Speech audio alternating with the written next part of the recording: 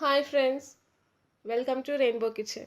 Hi friends, pesarattu చేసుకోవడానికి కావాల్సిన ingredient 1 cup పెసర్లు.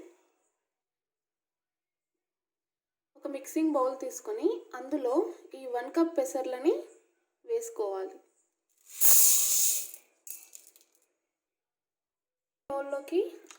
ఇప్పుడు మిక్సింగ్ బౌల్లోకి 1 కప్ పెసర్లు వేసుకున్నాం కదండి.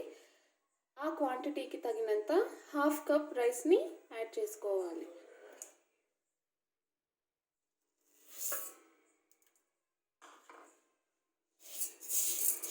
వీటన్నింటినీ ఒకసారి మిక్స్ చేసుకోవాలి.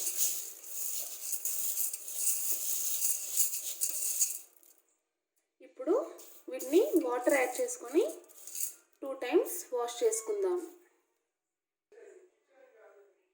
దీన్ని 2 టైమ్స్ వాష్ చేసుకొని వాటర్ యాడ్ చేసి పెట్టాను.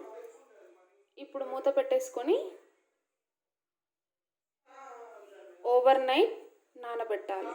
నెక్స్ట్ డే మార్నింగ్ వీటిని 2 టైమ్స్ వాష్ చేసుకొని వాటర్ యాడ్ చేసి ఓవర్ నైట్ నానబెట్టుకోవాలి. నెక్స్ట్ డే మార్నింగ్ ఈ మిశ్రమాన్ని గ్రైండ్ చేసుకుంటే పెసరట్టు పిండి రెడీ అవుతుంది.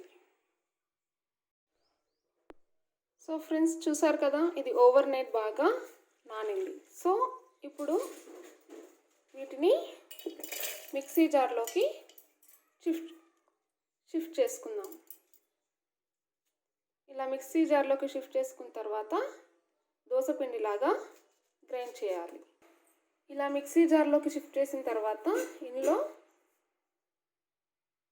కొన్ని అల్లం ముక్కలు, 2-3 పచ్చిమిరపకాయ ముక్కలు వేసి గ్రైండ్ చేసుకోవాలి. చూసారు కదా ఫ్రెండ్స్, పెసరట్టు చేయడానికి కావలసిన దోస పిండి రెడీ అయిపోయింది.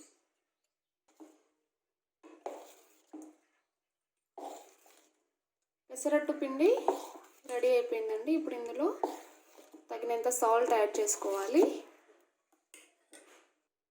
ఆల్రెడీ మనం పల్లి చట్నీలో సాల్ట్ యాడ్ చేస్తాం కాబట్టి ఇక్కడ just pinch of salt add చేస్తున్నాను.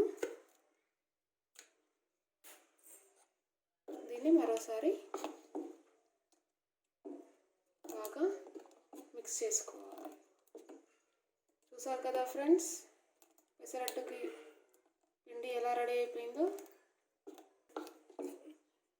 ఇక పెసరట్టు వేసుకోవడమే ఆలస్యం. ఫ్రెండ్స్, చూసారు కదా ఫ్రెండ్స్, పెసరట్టు పిండి రెడీ అయిపోయింది. దీన్ని ఒక బౌల్లోకి తీసుకున్నాను.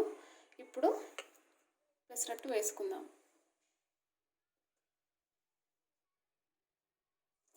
ముందుగా ఆయిల్ని పైన అప్లై చేయాలి.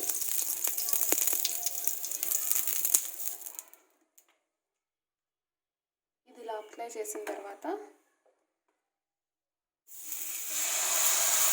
పిండి వేసి దోశలాగా అట్టు వేసుకోవాలి.